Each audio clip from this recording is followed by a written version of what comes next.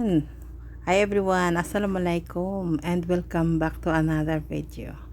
So yes, for this video, tara, samahan nyo kami at mag-grocery tayo.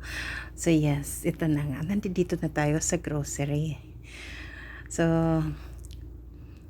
nakikita nyo guys, ito, ang daming gabundok yung mga cans nila dito. Kuminsan, naiisip ko, na ano kaya kung biglang landslide landslide.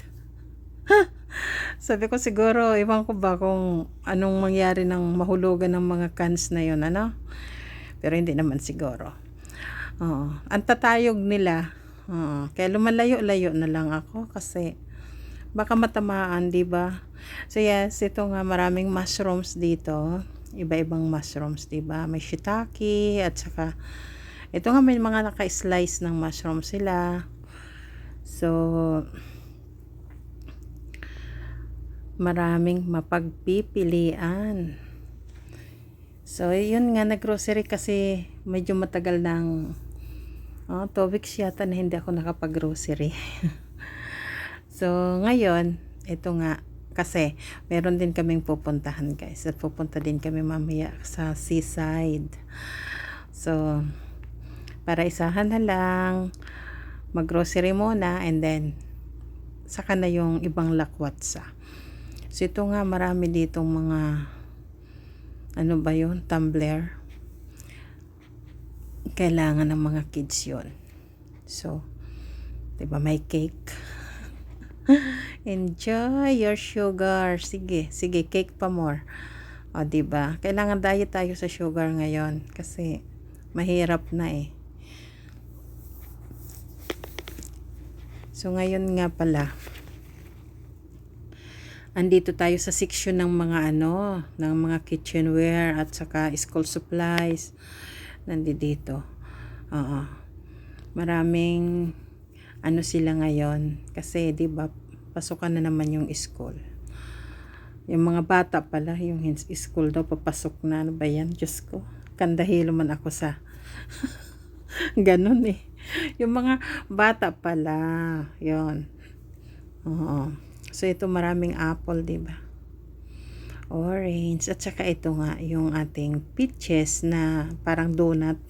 Tawag ko dyan, parang donut, bahala na. Basta peaches yata yun eh. At saka ito nga guys, syempre maraming sokin, bili tayo ng sokin eh, kasi masarap yun gawing Korean pancake. So may mga daming red chilies, diba?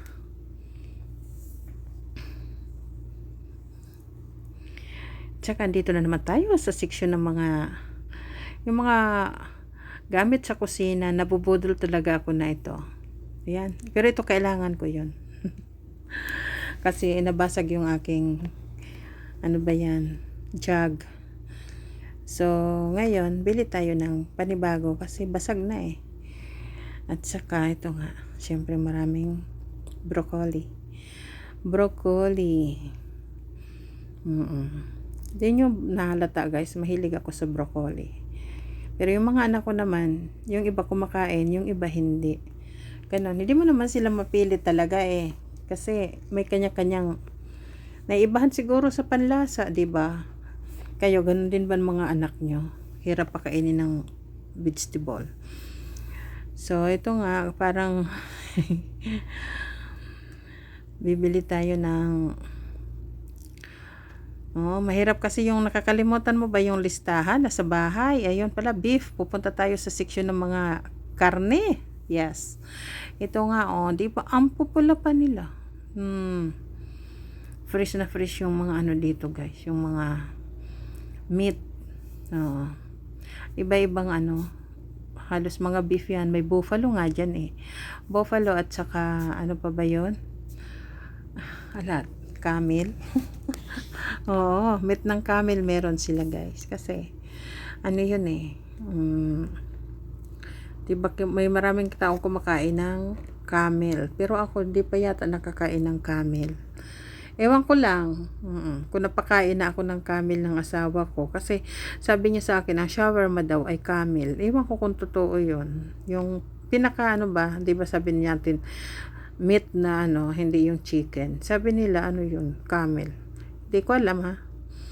Narinig ko lang yan, pero hindi pa yun ano talaga, na totoo o hindi. Tanungin nyo rin yung gumagawa ng shawarma, kung yung shawarma nila ay totoong camel. Kasi yun ang sabi ng hubby ko eh. Sabi ko, hindi na ako kumakain ngayon ng ano, kasi iwan ko ba. Sabi ko, camel pala yun? Oo, camel pala. Akala ko baka. Diba? Kasi dito halos yung mga Indians ang kinakain nila kalabaw, 'di ba? Marami kumakain sa kanila ng kalabaw. Ito beef naman talaga ito. Ayun. Beef saka yung iba yung lamb at saka mutton, kambing, 'di ba? Ganon 'yun. Kasi ayos na ayos tayo sa ating scarf kasi meron nakatingin.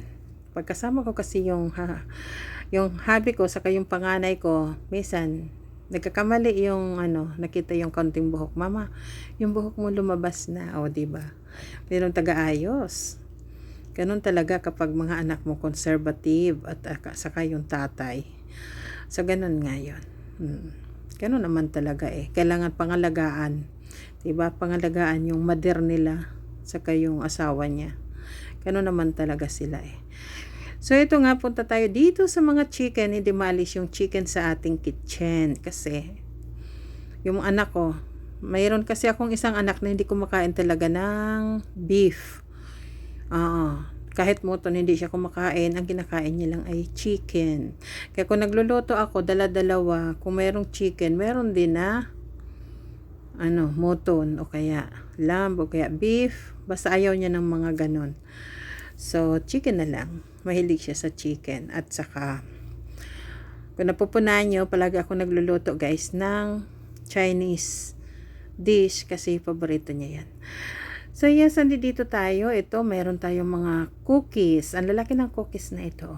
20 reals ang isang, yung isang ano na yan. Ano man tawag dito? Yung isang nasa plate na yan. Tsaka ito bili nga pala ng basil para sa ating rosemary, para sa ating meat siya. Diba? O, ayun. At saka ito nga, cinnamon stick. Kailangan natin yung cinnamon stick. Maraming mapaggagamitan na ito. At saka nagre-request sila ng cake. Diba? Parang tamad na rin magawa. Kaya ayan, bili na lang tayo ng yari ng cake. Ganun lang naman yun guys. Kapag yung mga bata nahilig silang kumain ng mga cakes. Ganun. So, yes. Parang ano ba yan guys? Parang kasi pupunta kami sa din mamaya. O sige guys, hanggang dito na lang. See you on my next video. Yun lang ang ating videos for today. Mag-ingat tayong lahat, diba? Kasi sobrang init ngayon. May iba umuulan na. Kaya bye-bye, take care. See you on my next video. Sige, bye guys.